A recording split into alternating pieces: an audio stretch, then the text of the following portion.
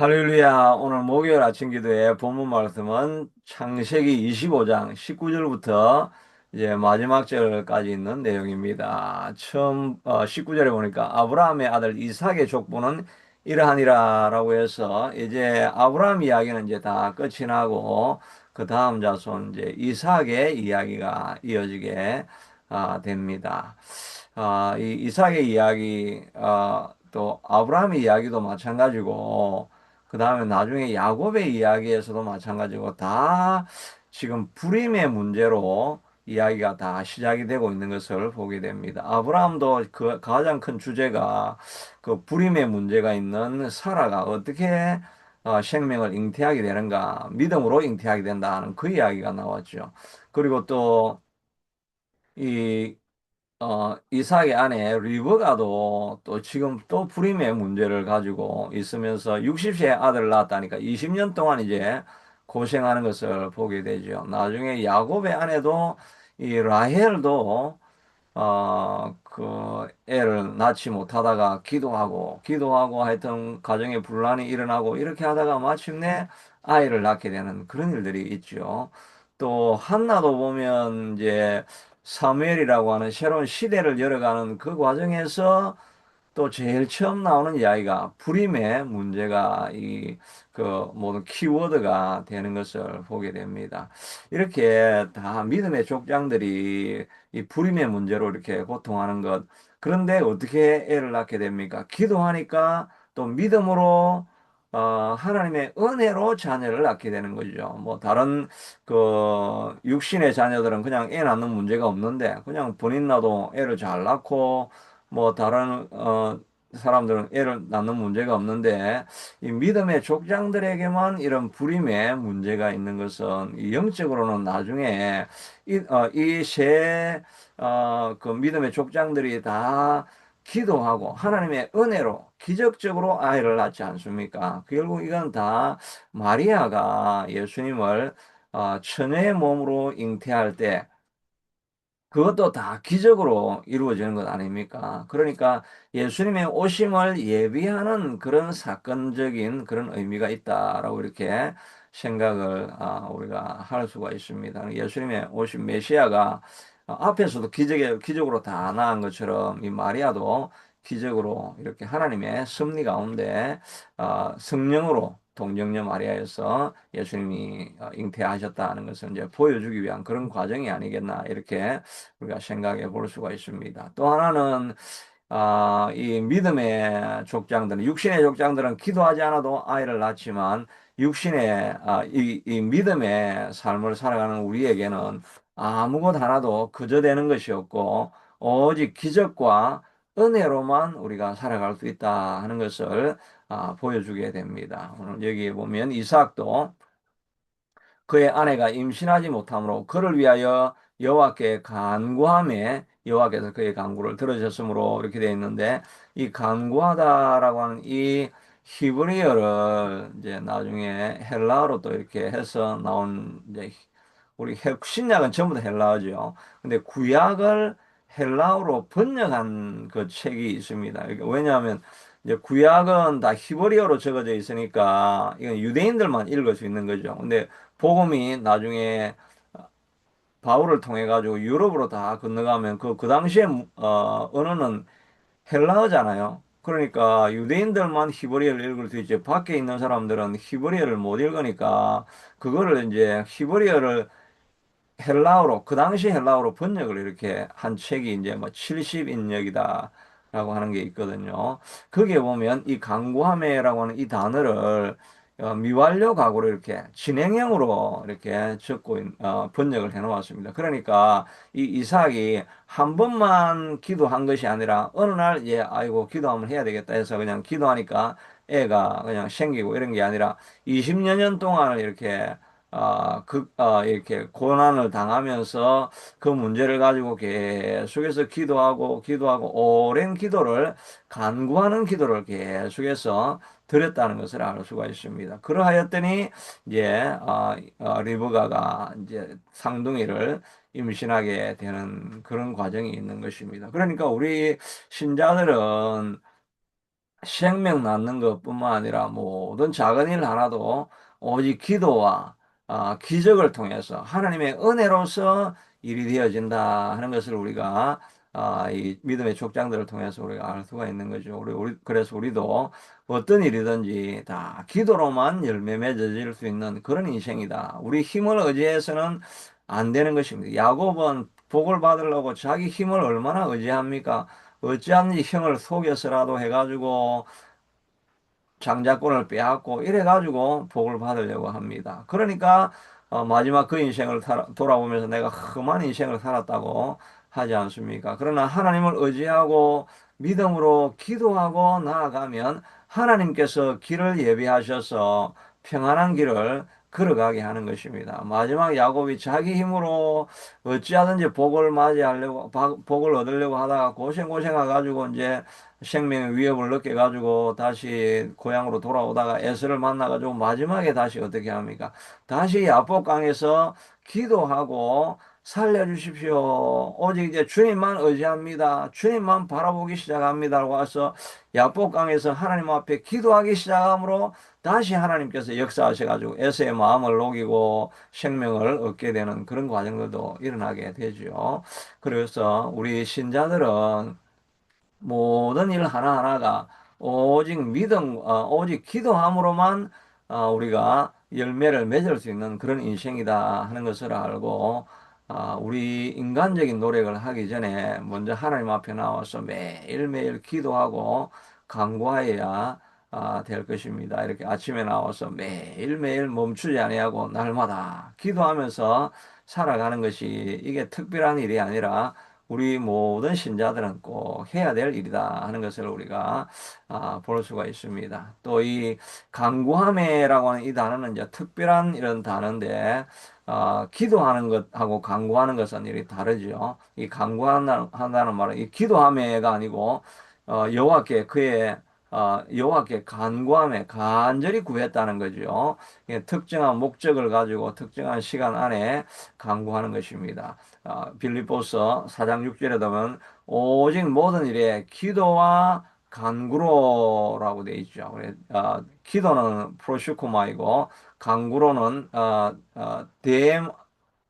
데시스라고 이렇게 해서 그런 다른 단어를 쓰고 있죠. 그러니까 우리가 기도도 해야 되지만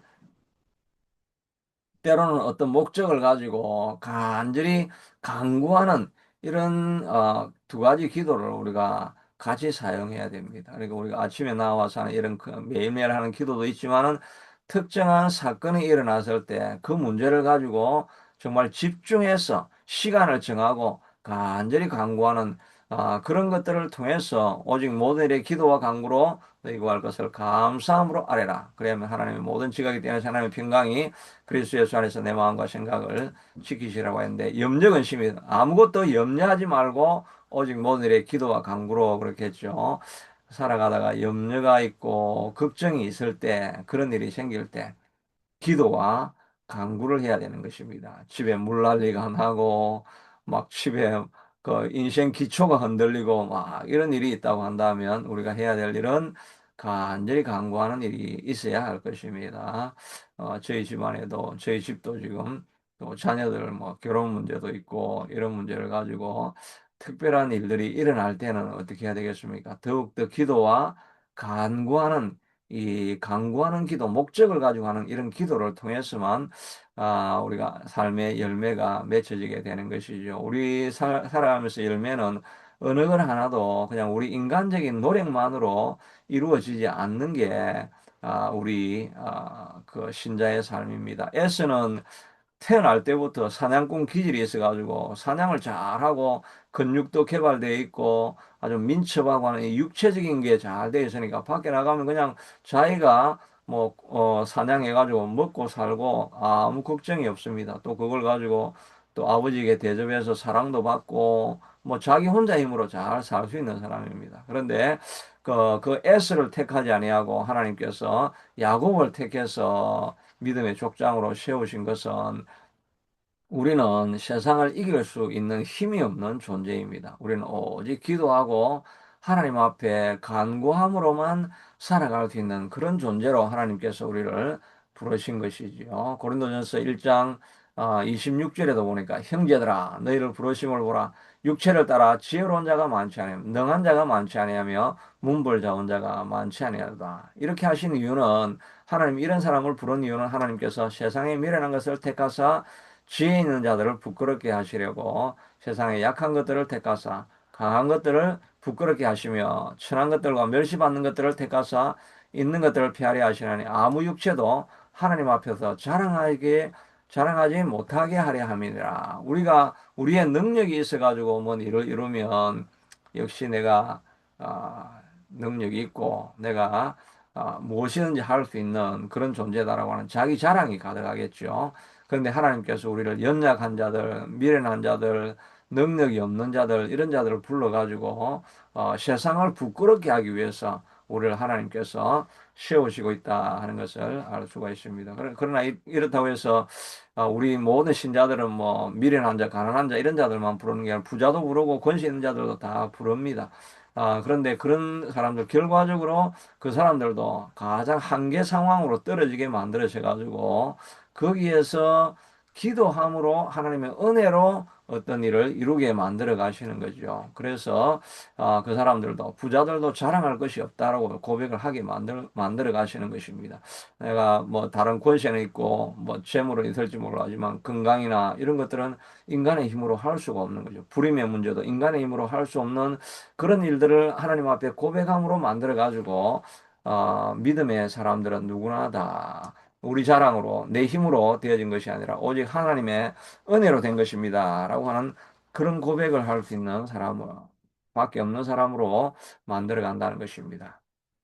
우리가 늘 기도하면서 살아가고 기적을 사모하면서 살아가야 될 것입니다. 우리 새참빛 교회도 마찬가지입니다. 정말 인간적인 힘으로는 이 아무것도 할 수가 없는 그런 상황입니다. 저도 이제 풀타임으로 목회를 해야 되는데 저도 이제 또 다른 일도 해야 되니까 이중직을 또 가지고 있다 보니까 이게 정말 전도를 하러 나가기도 하고 이래야 되는데 참 할 수 있는 능력이 없다 이런 생각을 하니까 그러니까 정말 우리가 이 우리 교회도 애 하나 임신하고 이 애 하나를 애라는 말이 성도죠. 성도 한 명이 교회를 오게 하려고 하면 이 기적으로밖에 올 수가 없는데 이거는 우리가 오랜 기도를 해야 된다는 이 이삭이 20년 동안 기도해서 두 아이를 그 임신한 것처럼 우리도 정말 오랜 기도가 쌓이고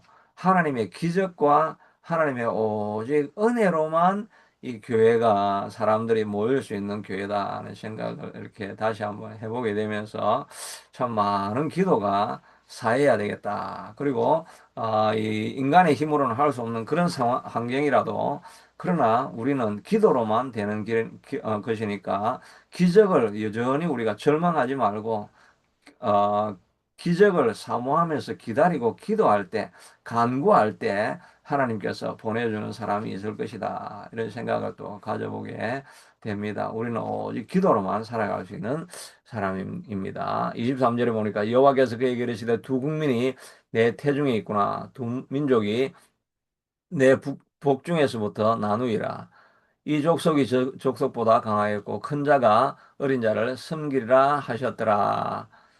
그 기한이 차서 상둥이가 있었는데 이렇게 했는데 이 복중에서부터 어, 나누이리라 큰 자를 섬기리라 그 여기에 보면은 여기 앞에 나오죠. 강구하며 여호와께 강구를 들으셨으므로 그의 아내를 임신하였더니 그 아들들이 그의 태속에서부터 서로 싸우는지라 이렇게 했는데 이 싸우는지라라고 하는 이 단어가 나중에 보면은 엘리사벳 이번 주 주일날 제가 설교할 때 아, 엘리사벳의 임신한 그 세례 요한이 마리아가 오니까 태중에 있는 예수님을 영접하면서 복중에서 뛰놀았다라고 하는 그 단어가 있는데 그 뛰놀았다는 말이 막 긍중긍중 뛴다는 이런 의미가 있거든요.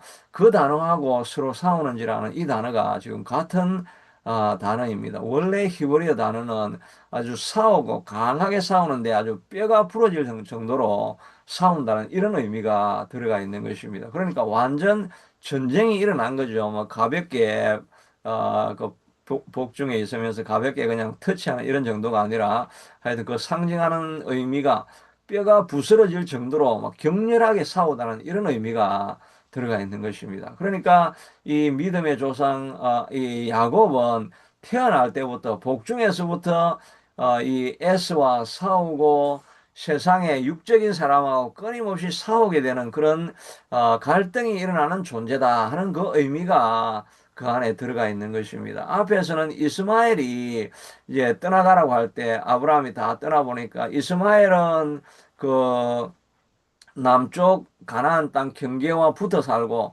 또 다른 후처에서 난 자손들은 다 요단강 동쪽에서 다 붙어 살고 이런 상황이 일어나게 된 거죠. 그러니까 대면하여서 살았다는 그 말은 대항해서 싸웠다. 영적인 경계에서 싸우고 있다는 이야기를 표현한 거죠. 그러니까 이 믿음의 조상들은 밖으로는 이스마엘과 또 후처들의 자손들과 대응해서 싸우고 또 안에 내면적으로는 우리가 육의 사람과 영의 사람이 끊임없이 싸우고 우리 안에는 끊임없이 일어나는 전쟁터에 우리가 살 수밖에 없는 그런 존재로 우리가 살아가고 있다 하는 것을 상징적으로 말해주고 있는 것입니다. 그러니까 우리 안에 끊임없는 영적인 전투가 끊임없이 일어나고 있는 그런 존재로 살아갈 수밖에 없는 존재. 그러니까 우리는 평안하게 이 땅에 그냥 유유자적하면서 크루즈에 타고 이게 놀러 다니는 그런 상황이 아니라 우리는 전함을 타고 있는 것입니다. 끊임없이 전투 준비를 하고 경계태세를 갖추고 있고 그렇지 않으면 금방 육적인 사람에게 사로잡혀서 점령을 당할 수밖에 없는 것입니다. 우리도 그렇게 믿음으로 살아갔던 우리도 마지막에 경계를 늦추고 그냥 내 육신의 욕구대로 그냥 그대로 살아가면서 기도 생활을 잊어버리고 말씀과 예배 시간을 잊어버리면 어느 한순간에 죽을 때까지 어느 한순간에 육의 사람이 우리를 다 사로잡아 버려가지고 마지막은 육의 삶을 살아가는 그런 존재도 될 수밖에 없는 그런 존재로 우리가 살아가고 있다는 거, 우리의 본질적인 모습을 이 사건을 통해서도 우리에게 보여주고 있는 것입니다. 뭐 자주 했던 이야기가 있죠.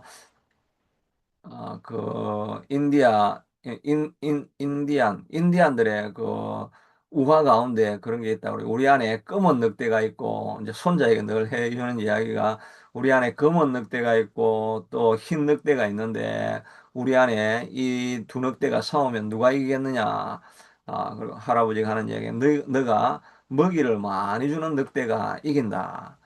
검은 늑대에게 어두운 이야기, 안 좋은 것들, 막 이런 것들을 자꾸 그런 데 찾아가가지고 안 좋은 것들을 보고 배우고 안 좋은 데 들어가 있고 이러면 검은 늑대가 완전히 자라가지고 흰 늑대를 장악해 버립니다. 그러나 우리가 흰 늑대에게 먹이를 주면서 좋은 일을 하고 좋은 것을 보고 말씀을 듣고 날마다 예배하고 하나님 앞에 나와서 기도하고 이렇게 자꾸 하는 것이 흰 늑대에게 음식을 자꾸 주는 거죠. 이 음식을 많이 받아 먹으면 이 흰 늑대가 장악을 해가지고 어두운 늑대는 옛자는 그냥 다 죽어 지내게 되는 것입니다. 우리도 마찬가지죠. 가만히 보면 아무리 우리가 뭐 믿음으로 살아간다 해도 그냥 조금만 예배하지 않고 말씀 보지 아니하고 세상 것들에 몰두하고 또 세상 염려 근심 걱정으로 가득 우리의 마음을 채우면 그 믿음의 사람이 갑자기 믿음은 쪼그라들어 버려 가지고 세상 것들이 가득해 가지고 우리가 육의 일을 하려고 하고 염려 근심 걱정이 우리를 다 금방 사로잡아 오는 것을